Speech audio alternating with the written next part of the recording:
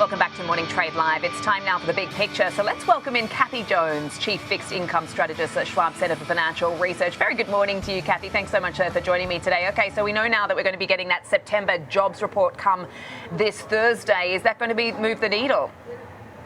Well, at least it'll be solid data that we get for the first time in quite some time.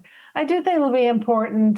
Consensus is expecting about a 50,000 job gain. If it's wide of the mark in either direction, I think the bond market will react to it. Of course, the details will matter, but at least we're starting to catch up on the information. Now, one thing I'll warn about is we're going to start getting data, but we'll probably get some pretty sizable revisions afterwards, simply because the information that's been gathered has probably been gathered in a very quick fashion, hadn't had a lot of time to process it. So it's kind of an in-betweenish report. But certainly the bond market's been waiting for this report for a long time. Yeah, we certainly have. I mean, we've sort of been flying blind without it. They're also going to be getting the November jobs number just a week before that December 10 decision. But you're still of the thinking that the Fed sits on its hands come next meeting and perhaps cut in early 2026. Just talk us through that thinking right now, particularly given the conversation I just had with Jim Bianco about, some of the conversations now that are going on around the debate with respect to the price increases. Yeah, I think it's pretty straightforward. Inflation's too high. So the Fed's, two dual mandates are somewhat in tension. The labor market is slowing down from the evidence that we have. It's deteriorating somewhat. They've addressed that with a couple of rate cuts preemptively because the unemployment rate is still low at roughly, let's call it 4.5%. We don't know for sure, but somewhere in that vicinity. But inflation's stuck at 3%. And so it really doesn't give the Fed a lot of room to maneuver from here if they have inflation stuck at 3%.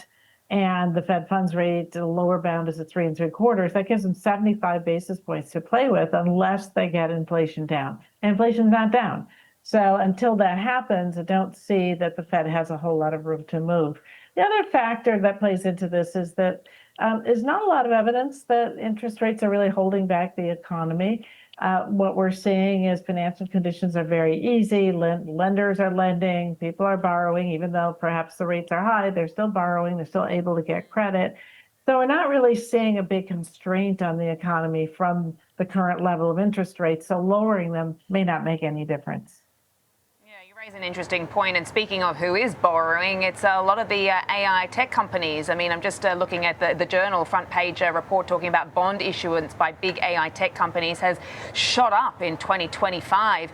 I'm just wondering how you and the team are actually thinking about some of the corporate debt, some of the credit risk out there, given some of the conversations about all these stretched AI and valuation type conversations. Yeah, in the AI sector, that sort of sector where that you're seeing a lot of borrowing to build out the infrastructure, most of it or a lot of it is coming from the big companies that have pretty solid balance sheets and have the ability to service the debt.